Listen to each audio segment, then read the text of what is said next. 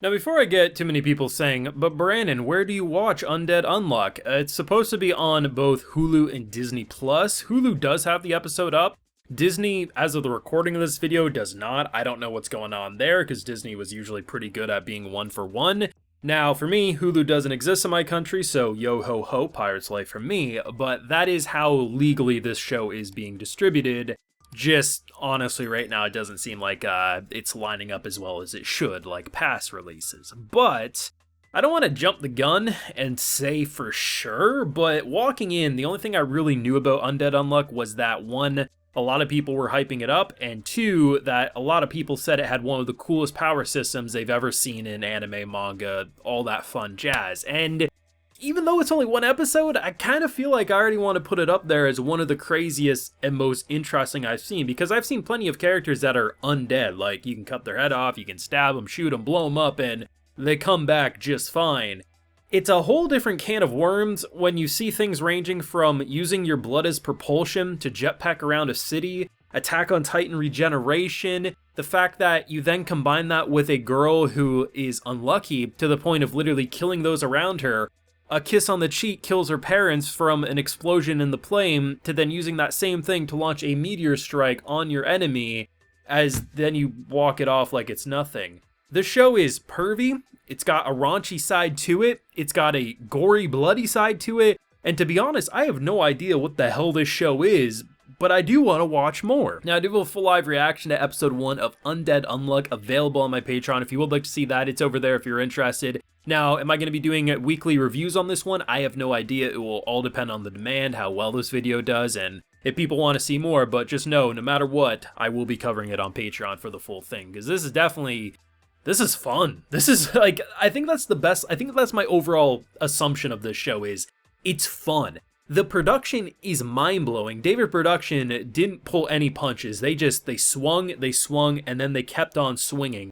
It felt like we were getting aura-ora'd from JoJo watching this, because it's one thing to have a character who can get stabbed or shot or even get decapitated. It's a whole other thing watching, and it really does feel like it, Attack on Titan level transformations. When the humans transform into Titans, right, like the way you'll see the spine stretch out and then the flesh will kind of go around it. It's the same thing for this man who he gets named Andy because he's kind of like a Undead Andy over here. But either way, just watching that alone was so cool for a visual level, but it's the way they almost immediately made me say, what? Like, I don't think I've ever seen a character propel himself after like losing arms or legs or hands or feet, propelling himself with his squirting blood across a city.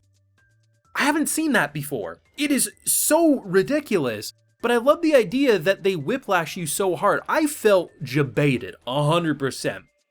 I mean, I knew nothing about what the two main characters looked like, so when the intro couple minutes are playing, very cool art style, love the backgrounds, like I was like, oh man, this kind of gives me like a Zenkyo no Terror vibe, which I wasn't expecting, because I thought Undead Unluck was like a ridiculous action show, but I was like, whatever I was seeing, I was into. And then we had the explosion with the plane. I wasn't second guessing that part of it was a manga story, part of it was a flashback. I was buying into the whole love story. And then it just like, we see a girl who's ready to kill herself. She's like, well, I finished my favorite romance. I may not get love, but now I can die just fine. And I'm like, okay, anime, never change. And just to see the dynamic, the only thing I didn't really like about the episode was the overly like groping humor, because that isn't my cup of tea. But I did like some of the jokes they made, like the fact that the very end of the episode after he gets the kiss on the cheek, well, if the kiss on the cheek launches a meteor onto you and your enemy, I mean, the full-on sex package is probably going to cause an apocalypse. I literally make that joke out loud, and then he's like, well, it's time to have sex, and I was like, okay. That's actually a pretty funny joke, but like the boob grab and stuff, that's not my type of humor. But some of it did crack me the hell up. But in general, the banter between these two was really interesting because obviously someone who is suicidal, someone who is considering ending her own life, it's a pretty big thing to drop at the start of a show. But then when you consider the fact that her father, like her kissing her father on the cheek, caused the plane to explode. Everything about her, like she can't have intimacy, she can't have a relationship. It isn't surprising. I think most people put into her shoes would probably do the same thing, especially if she's been dealing with that for 10 years, and the start of it was such a traumatic experience. And I think it's interesting having someone who At some point, I guess he was a hairstylist. He's lived for so long, he doesn't remember a whole lot. Apparently, he suppresses his power by having like a shard in his head. He removes that and he completely pops off, he puts it in, and he's a lot more restricted. But the idea that you have someone who's chasing death, who just can't die no matter what happens to him, he's chasing death, and then you have a girl who was initially doing the same thing, but now is starting to maybe feel like, okay, maybe the companionship she's been chasing after can actually come from this man who, you know, no matter how bad things happen, apparently he's fine cutting his head off. He's fine getting skewered. Like, for him, he just wants to die.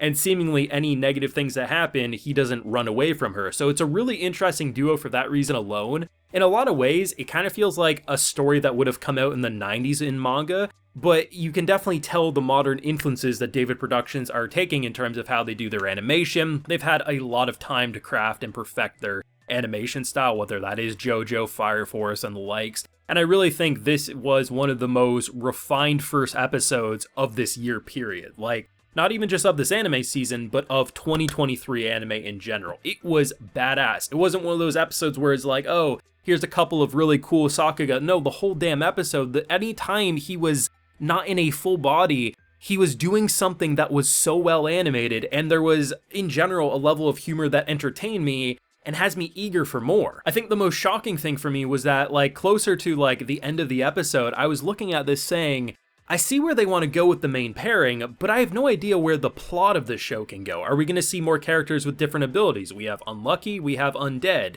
Other things going to pop up? I mean, we dealt with Deadpool and the gang in this episode, and they didn't make it out too well, but in general, I think there's going to be a lot of weirdness about this world, and what we'll explore and how we'll open up these two's relationship, the humor, the action scene. There's a lot to work with.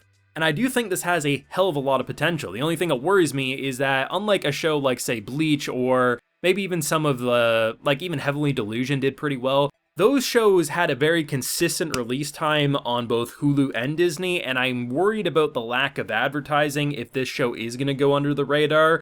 I know there's a passionate manga fan base, but that doesn't always translate to a passionate anime fan base. So, like I said, I will be covering this one on Patreon no matter what. If you would like to see more, show me the support, show me that you want me to keep talking about this, and if I think the demand's there, we will do it here as well. But let me know your thoughts on this episode, because I definitely think it's one of the biggest whiplash effects I've had in quite some time. But thoughts yourself down below, leave a like if you enjoyed, subscribe if you're new around here, of course ring that bell so you get notified when I upload more videos to the channel. Like I mentioned, we got that full live reaction over on my Patreon, and hey, while you're there, you can also get a video shout out. So today we have Hyun, Capybara, John Strickland, Miari, Crusher, 8TX, and Marcus Mack. So I appreciate the support, everyone, and honestly, man, I might just go rewatch that episode just for the Sakuga. So until next time, please take care and have a good one.